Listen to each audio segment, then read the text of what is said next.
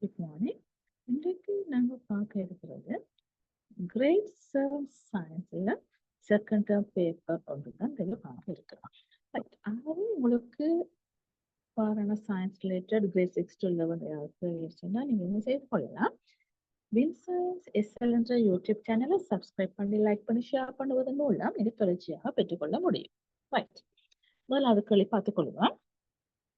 தொட்டாச்சுருங்கி தாவரத்தின் வேர் முடிச்சுக்களில் வாழும் பாக்டீரியா தொட்டாச்சுருங்கி தாவரத்துக்கு என்ன செய்யப்போகுது? அப்ப உங்களுக்கு தெரிஞ்சிருக்கணும் பிள்ளைகளே, தொட்டாச்சுருங்கி தாவரத்தின் வேர் சிறுகணுக்கள்ல வேர் முடிச்சுக்கள்ல காணப்படுற பாக்டீரியா என்ன பாக்டீரியா? ரைசோபியம் என்ற பாக்டீரியா. ஓகே, அப்ப இந்த ரைசோபியம் என்ற பாக்டீரியா என்ன செய்ய போகுது? வளிமண்டல நைதரசனை பதிப்பதன் மூலம் தாவரத்துக்கு என்ன செய்ய போகுது? நைதரசன் போஷணையை பெற்றுக்கொள்ளக்கூடிய மாதிரி இருக்கும். ஆகவே என்ன செய்ய போகுது? ஆன்சர் இதுவாக காணப்படும். அடுத்தது பார்த்தவர் சொன்னால் முதலாவதாக காணப்படும். சரிதானே? அடுத்தது பூவொன்றில் காணப்படும் அல்லியின் பிரதான தொழிலாக அமைய. அப்ப அல்லி என்ற பூ இதழ் என்ன? அப்ப பூ இதழ் என்ன செய்ய போகுது? ஒன்று கவர்ச்சியாக இருக்கலாம், அப்படி இல்லாட்டேன்னு பூவிண்ட பகுதிகள், அதாவது அரும்பு நிலையில என்ன செய்ய போகுது? மொட்டு நிலையில பூவிண்ட உட்பகுதிகள் என்ன செய்ய போகுது? பாதுகாக்கக்கூடிய மாதிரி இருக்குமே. ஆகவே எதுவாக இருக்கும்? பூவின் பகுதிகளை பாதுகாத்து. விஞ்ஞான ரீதியாக அங்கிகளை பாகுபடுத்தும் முறையாக அமைவது. விஞ்ஞான ரீதியாக பாகுபடுத்துறேன்னு சொன்னால் இடம் பெயர்பவை பெயராதவை வருமா? வராத வச்சுக்கொண்டு நாங்க பாகுபடுத்த இயலாது. மற்றது இறக்கைகளை கொண்டவை கொண்டிராதவை. அப்ப நாங்க படிச்சு நாங்கள் இறக்கைகளை வச்சுக்கொண்டு நாங்க என்னது ஏதாவது பிரிக்கலுமா? பறவைகள்னு சொல்லலுமா? இல்லை, என்ன பூச்சிகளும் வரும் பறவைகளும் வரும். ஆகவே அதை வச்சுக்கொண்டு நாங்கள் பிரிக்க முடியாது. ஆகவே தற்போஷணைகள் புறப்போஷணைகள். ஆகவே தற்போஷணைகள் சொன்னால் தனக்கு தேவையான தானே உற்பத்தி செய்து கொள்வது பிரதானமாக தாவரங்கள். ஆனால் எனது பாக்டீரியாவும் வரும். சயனோ பாக்டீரியான்றது என்ன செய்ய போகுது? அதுல பச்சையம் பொருள் காணப்படுறதால் அதை ஒளித்தொகுப்பு செய்யக்கூடிய மாதிரி காணப்படும். ஆகவே அதை வச்சுக்கொண்டும் நாங்கள் பிரிக்க முடியாது. ஆனால் முள்ளந்தண்டுளிகள், அதாவது விலங்குகளை நாங்க இரண்டு வகுத்துக் கொள்ளலாம். விஞ்ஞான ரீதியாக முள்ளந்தண்டுளிகள் முள்ளந்தண்டிலிகள் என்று வகுத்துக் கொள்ள முடியும். மனித கண்ணின் பெருவலுவாக அமைவது. அப்ப மனித கண்ணின் பெருவலுவு எவ்வளவு? 0.1 மில்லிமீட்டராக காணப்படும். அடுத்தது கூட்டு நோக்கு காட்டு தொடர்பான கூற்றுக்களில் பொருத்தமானது பின்வருவற்றில் எது? ஆகவே கூட்டு நோக்காட்டு பார்வை துண்டு எப்படி இருக்கும், பொருள் எப்படி இருக்குன்னு பார்ப்போம். பார்வை துண்டு சொன்னது அதாவது கண்ணுக்கு கிட்ட இருக்கிறவில்லைதான் பார்வை துண்டு. ஓகே, பொருளுக்கு கிட்ட இருக்கிறது தான் என்னது? பொருள் வில்லை அல்லது பொருளி என்று சொல்லிக் கொள்ள போறோம். ஆகவே அப்ப எது ஆன்சராக காணப்பது பார்த்துக் கொள்வோம். கண்ணுக்கு அப்ப கண்ணுக்கு அண்மையான வில்லை, பொருளுக்கு அண்மையான வில்லை. ஓகே, அது பொருளுக்கு அண்மையான வில்லைன்னு இருக்க போது பொருளி, கண்ணுக்கு அண்மையான வில்லைன்னு பார்வை துண்டு. முதலாவது வருமா? வராது. ரெண்டாவது பார்த்துக்கொள்ளும் கண்ணுக்கு அண்மையான வில்லை. ஆமா, பார்வை துண்டு. பொருளுக்கு அண்மையான வில்லை பொருள். ரைட். ஆகவே அதுவாகத்தான் ஆன்சராக காணப்படும். ரைட், மற்றதையும் பார்த்துக் கொள்வோம். ஒளி முதலில் இருந்து வரும் ஒளியை ஒடுக்கியை நோக்கி செலுத்துறது எதுவாக இருக்கு? ஆடியாக இருக்குமே, அது வராது. அடுத்தது பொருளை நோக்கி வரும் ஒளியின் அளவை கட்டுப்படுத்துறது எது? ஒடுக்கி. ஆகவே அதுவும் வராது. அப்ப அடுத்தது பார்த்தோம்னா பொருளை நோக்கி வரும் ஒளியின் அளவை கட்டுப்படுத்த நிகழ்ச்சி நாங்கள் ஒடுக்கி என்று சொல்லி, அடுத்தது ஒளி முதலில் வரும் ஒளியை ஒடுக்கியை நோக்கி செலுத்துறது ஆடி. ஆடியில பட்டுத்தான் என்ன செய்ய போகுது? ஒடுக்கியை நோக்கி ஒளி போக போகுது என்ன? ஆகவே அதுவும் வராது. ஆகவே ஆன்சர் இரண்டாவது ஆன்சராக காணப்படும். பின்வரும் கூற்றுக்களை பயன்படுத்தி விடை தருக. முதலாவது பார்ப்போம். உயிரங்கிகளின் கட்டமைப்பினதும் தொழிற்பாட்டினதும் அடிப்படை அலகு களம். ஆகவே உங்களுக்கு தெரிஞ்சிருக்க வேணும், எந்த ஒரு உயிரங்கினதும் என்னது அடிப்படையாக, அதாவது அமைப்பு காரணமாக தொழிற்பாட்டு காரணமாக அடிப்படையாக இருந்தது என்னது? களமாக இருக்கும். ஓகே, அடுத்தது குறித்த தொழிலை ஆற்றுவதற்காக சிறப்படைந்த அப்படி சொல்லிக் கொள்ளலாம். கலங்களின் கூட்டம் எவ்வாறு அழைக்கப்படும்? கலங்கள் கணக்கு சேர்ந்து என்னத்தை உருவாக்கி கொள்ள போது? இளையத்தை உருவாகும். ஆகவே அதுவும் சரி. பார்த்துக் கொள்வோம். கூற்று ஏ மட்டும் உண்மையானது போல, கூற்று பி மட்டும் உண்மையானது இல்லை, கூற்று ஏபி இரண்டும் அதுவும் போல, கூற்று ஏபி இரண்டும் உண்மையானது. ஆகவே ரெண்டுமே உண்மையானதாக காணப்படும். ரைட். அடுத்தது சுவாச பாதைக்கும் உணவு கால்வாய்க்கும் பொதுவாக அமைந்த பகுதி எதுவாக இருக்க போது எங்களோட தொண்டுதான் சுவாசத்துக்கும் உணவு பாதைக்கும் பொதுவான பகுதியாக இருக்கு. அடுத்தது எளிய உணவு ஒக்சிஜனுடன் தாக்கம் அடைந்து சக்தியை விடுவிக்கும் என்பது எவ்வாறு அழைக்கப்படும்? ஆகவே நாங்க சாப்பிடுற சாப்பாடு சமைப்பாடு அடைஞ்சு வந்து அந்த குளுக்கோஸ் நீங்க டீட்டெயிலா படிச்சு கொள்வீங்க. அந்த குளுக்கோஸ் வந்து என்ன செய்ய போகுது? இந்த நாங்க சுவாசிக்கிற ஆக்சிஜனால என்ன செய்ய போகுது? உடைக்க போட்டு எங்களுக்கு என்ன செய்ய போகுது? சக்தியை தந்து கொள்ள போகுது. ஆகவே அவ்வாறான இது என்ன சொல்ல போறோம்? நாங்கள் சுவாசம் என்று பொதுவாக சொல்லிக்கொள்ள போறோம். பின்வரும் செயற்பாடுகளுள் மூக்கு குழியில் நடைபெறாத செயற்பாடு எது? பாப்பா, உட்சுவாச வழியை வெப்பமேற்றல். அது சரி. அப்ப நாங்களுக்கு உள்ளுக்குள்ள வார சுவாசி கேட்கல போறோம். என்ன செய்ய போகுது? வழி வெப்பமடைய போகுது. ரைட், அது சரி. ரெண்டாவது பார்த்தோம்னால் ஆக்சிஜனை குருதியுடன் சேர்த்தல். ஆகவே மூக்கு குழிக்குள்ள ஆக்சிஜன் குருதியோட சேர போதா? இல்லை. ஆகவே அது நான் அடுத்ததையும் பார்த்துக் கொள்வோம். உட்சுவாச வழியை ஈரழிப்பாக்கல். அது உங்களுக்கு தெரியுமே, இந்த சுவாசிக்க நடக்க மூக்குக்குழியில ஈரழிப்பாக்கித்தான் உள்ளுக்கு போகுது. அடுத்தது உட்சுவாச வழியை வடிகட்டல். ஆகவே வடிகட்டுதான் போகுது. ஆகவே தான் ஆன்சராக காணப்பட போது இரண்டாவது ஆன்சராக காணப்படும். வீட்டில் காணப்படும் கார பதார்த்தம் எது? பாப்போம். பிலிங்காச்சாறு. பிலிங்காச்சாறுன்னு சொன்னீங்க என்ன? பிலிங்காய் அது வந்து என்னது? புளிப்புச்சுவை. ஆகவே அது அமிலம். அடுத்தது சீனி கரைசல். அது என்னது? நடுநிலையான பதார்த்தம். அடுத்தது சுண்ணாம்பு கரைசல். சுண்ணாம்பு கரைசல் என்னது? ஒரு கார பதார்த்தம், கார கரைசல். ரைட். அடுத்தது எலுமிச்சஞ்சாறு. எலுமிச்சஞ்சாறு என்னது? அமிலமாக காணப்படும். அடுத்தது பார்த்தோம் என்றால் தரையில் புவித்தகட்டெல்லை காணப்படும் இடங்களில் ஒன்று. இது வரப்போகுது, இது வராது, இது வராது, ஆகவே இது வரப்போகுது. வட அமெரிக்காவின் சென்ட் ஆண்ட்ரியாஸ். அப்ப உங்களுக்கு தெரிஞ்சிருக்கு, படிச்சிருப்பீங்க. வட அமெரிக்காவில் சென்ட் ஆண்ட்ரியாஸ் ஃபால்ட் என்ற என்னது செய்யப்போது இங்க இருக்க போது. அது வட அமெரிக்காவில கலிபோர்னியா மாநிலத்துல காணப்பட போகுதுன்னு ஏற்கனவே படிச்சு நீங்கள். ரைட். இதுல நான் ஷார்ட் வீடியோல பார்த்து போட்டுக்கொள்றோம். அதை பார்த்துக்கொள்ளுங்க எப்படி இருக்குன்னு சொல்லி. அது எப்படி இருக்கும்? ஒரு மடிப்பு மாதிரி இருக்கும். ஓகே. ஆகவே அதுதான் என்னவாக இருக்க போது? இந்த ஆன்சராக இருக்க போது வட அமெரிக்காவில சென்ட் ஆண்ட்ரியாஸ் ஃபால்ட் இதுதான் இருக்க போது புவித்தகட்டெல்லையில் ஒன்றாக காணப்படும். எங்க இருக்க போது? கலிபோர்னியா மாநிலத்துல. ரைட். அடுத்தது கரும்புச்சாறில் காணப்படும் வெள்ளம். கரும்புச்சாறுல என்ன வெள்ளம் காணப்பட போகுது? சுக்ரோஸ். என்ன? சுக்ரோஸ். ரைட். எக்ஸ் எனும் திரவத்தில் pH தாள் இடப்பட்ட போது அதன் பெருமானம் 10 ஆகும். எக்ஸ் திரவமாக கருதக்கூடிய. ஆகவே நீங்க pH தாள் உங்களுக்கு தெரியும் என்னது? 1/14 மட்டும் நம்பர் இருக்குது.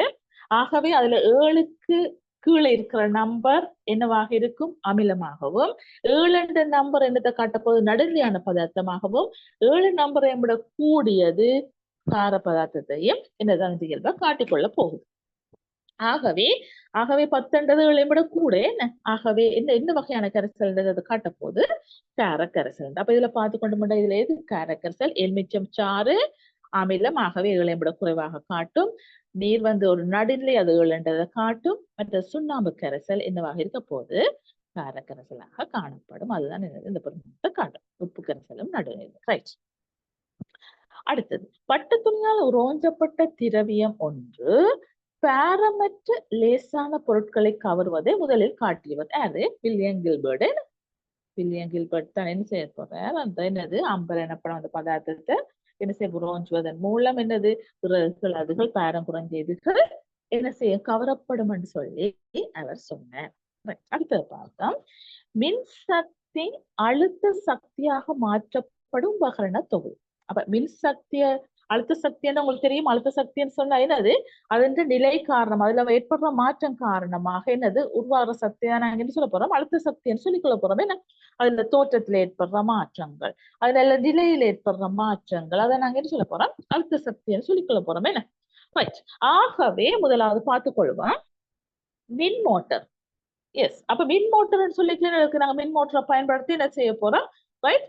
அதுல என்னது? நாங்களுக்கு கரண்டை பயன்படுத்தி என்னது மோட்டர் வேலை செய்ய போகுது. ஆகவே அதாவது வந்து கொள்ளும். அடுத்தது மின் தூக்கி, அதாவது கரண்டை பயன்படுத்தி உயர்த்த போறோம். அதுல நிலை மாறி பொழுது. ஆகவே அது என்னவா இருக்க போகுது? ரெண்டுமே என்னது மின்சக்தி அழுத்த சக்தியாக மாற்றப்படுறேன்னு சொல்லிக் கொள்வோம். ரைட். ஆகவே உங்களுக்கு தெரிஞ்சுக்கணும், மின் மோட்டார், எலக்ட்ரிக் மோட்டரை பயன்படுத்தி நாங்க என்ன செய்து கொள்ளலாம்? தண்ணி என்னது மேல டேங்கு உயர்த்த போறோம். என்ன டேங்கு தண்ணி ஏற்ற போறோம்னு சொல்லிக்கல நடக்க போகுது. மின்சக்தியை பயன்படுத்தி என்ன செய்ய போறோம்? டேங்குகளை தேக்கி வைக்கப்பட்ட தண்ணி என்ன சக்தியை கொண்டிருக்க போகுது? அழுத்த சக்தியாக கொண்டிருக்க போகுது. அது உங்களுக்கு தெரிஞ்சிருக்கும். அதே மாதிரி மின் தூக்கி, அதாவது கரண்டை பயன்படுத்தி உயர்த்துறது, அதாவது ஒரு உயரத்துக்கு உயர்த்த போறோம்னு சொல்லிக்கல, அவை கரண்டை பயன்படுத்தி உயர்த்துறோம்னு சொல்லிக்க உயர்த்தி வைக்கலாம். அதுல தேக்கி வைக்கப்பட்ட சக்தி என்ன சக்தியாக காணப்பட போகுது? அழுத்த சக்தியாக காணப்பட போகுது. ஆகவே பிள்ளைகளே, மின்சக்தி அழுத்தியாக மாற்றப்படுற தொகுதி எதுவாக இருக்க போகுது? இந்த முதலாவதாக காணப்படும். மற்றதுல பார்த்துக்கொள்ளும். மின்குமிழ். மின்குமிழ்னு சொல்லிக்கலாம் என்னது? மின்சக்தி என்னது? ஒளிச்சக்தியாக காணப்படலாம். டைனமோ, அதாவது நாங்கள் இயக்குறோமே, நாங்கள் இயக்க சக்தி அது மின் சக்தியாக மாற்றப்படும், அதுவும் வராது. ரைட். ஆகவே அதே மாதிரி சூரியக்கிழமை என்னது? ஒளிச்சக்தியை பயன்படுத்தி மின் சக்தியை உருவாக்குது, அது வராது. அதே மாதிரி மின்மணி கரண்டை பயன்படுத்தி ஒளியை உருவாக்குது, அது வராது. அது பிள்ளைகளே, அதே மாதிரி ரேடியோ என்னது? மின்ன பயன்படுத்தி ஒளி உருவாக்குது, ஆகவே அதுவும் வராது. மற்றது விளையாட்டுக்கார் ரெண்டு மின்சக்தியை பயன்படுத்தி இயக்க சக்தியாக இருக்கலாம். ஆகவே இவ்வாறாக நாங்கள் சொல்லிக் கொள்ள முடியும். அல்லது என்னது? நாங்கள் முறுக்குவதன் மூலம் அழுத்த சக்தி இயக்க சக்தியாக மாற்றிக்கொள்ளும். ஆகவே அவ்வாறான இதுக்குள்ள சொல்லிக்கொள்ள முடியும். ஆகவே முதலாவது மின்சக்தி, அழுத்த சக்தி. இப்ப உங்களுக்கு அழுத்த சக்தி என்றால் என்னன்னு கிளியரா தெரிஞ்சாதான் நீங்க என்ன செய்து கொள்ள முடியும்? இதுக்கு ஆன்சர் பண்ணி கொள்ள முடியும். ரைட். அதாவது அதோட நிலை மாறுறது, அதாவது ஒரு இடத்துல இருந்து உயர்த்துறது, அப்ப அதெல்லாம் என்ன இருக்க போது? அழுத்த சக்தியாக காணப்படும். அதாவது ஏற்படுற மாற்றங்களோ அது சொல்லிக் கொள்ள முடியும்.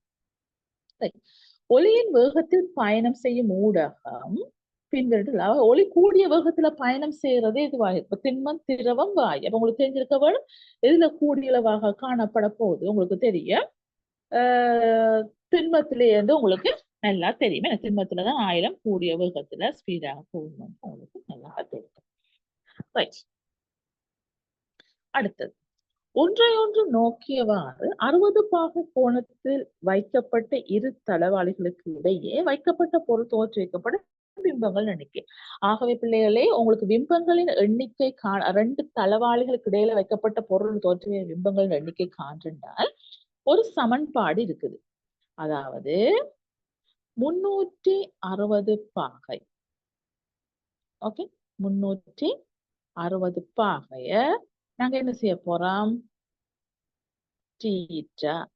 தீட்டான்றது பிள்ளைகளே அந்த ரெண்டு ஆடிக்கும் இடைப்பட்ட கோணம் தான் நாங்க என்ன செய்ய போறோம்? இந்த தீட்டான்னு சொல்லிக்கொள்ள போறோம். ஓகே, அதால வகுத்து போட்டு அதுல இருந்து ஒன்றை கழிக்கிறதுக்கு சமனாக இருக்கு.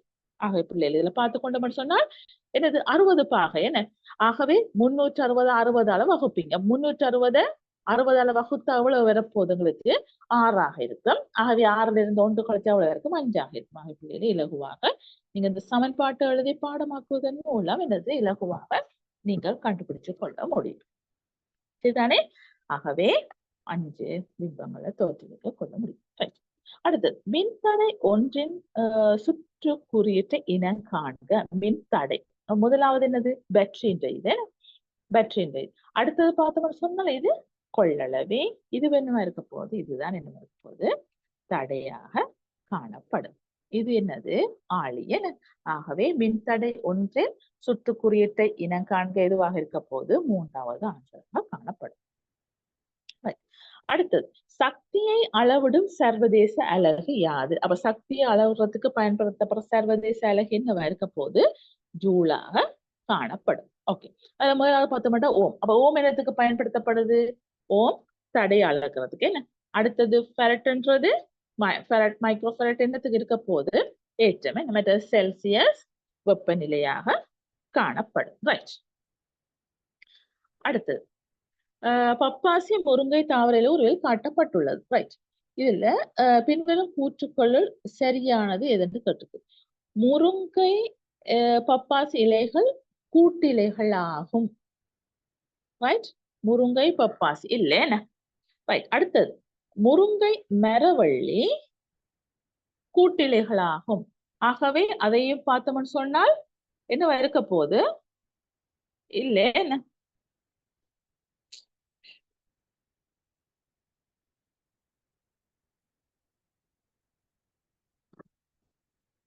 அடுத்து பார்த்தோம்னா மரவள்ளி பப்பாசி இலைகள் கூட்டிலைகளா? மரவள்ளியும் பப்பாசி இது கூட்டிலையா? இல்லை என்ன? அடுத்தது மரவள்ளி பப்பாசி பகுதியாக பிரிக்கப்பட்ட தனி இலைகளாகும். ஓகே, அப்ப இதை பார்த்தீங்கன்னா தெரியும். அதாவது தனியோர் இலை என்ன செய்ய போகுது? பகுதிகளாக பிரிக்கப்பட்டிருக்கு. தனியோர் இலை என்ன செய்ய போகுது? பகுதிகளாக பிரிக்கப்பட்டு. Right, okay. ஆகவே இதுதான் வந்து கொள்ள போகுது. ஆனால் முருங்கை எப்படிப்பட்ட இலை? கூட்டு இலை என்ன? ரைட். ஆகவே எத்தனையாவது ஆன்சராக காணப்பட போகுது? 4வது ஆன்சராக காணப்பட போகுது. ஆகவே பிள்ளைகளே, இவ்வாறாக தொடர்ச்சியாக உங்களுக்கு இது வேணும் என்று சொன்னால் இது பார்ட் 1 நான் எக்ஸ்பிளைன் பண்ணி இருக்கிறேன். நெக்ஸ்ட் கிளாஸ் வந்து என்னது? இப்ப பார்ட் 2 விளங்கப்படுத்த இருக்கிறேன். ஆகவே உங்களுக்கு தொடர்ச்சியாக வேணும் என்று சொன்னால் நீங்க என்ன செய்து கொள்ளலாம்? வின்ஸ் சயின்ஸ் எஸ்எல் இந்த யூடியூப் சேனலை சப்ஸ்கிரைப் பண்ணி லைக் பண்ணி ஷேர் பண்ணுவதன் மூலம் நீங்கள் தொடர்ச்சியாக பெற்றுக்கொள்ள முடியும். Okay, thank you.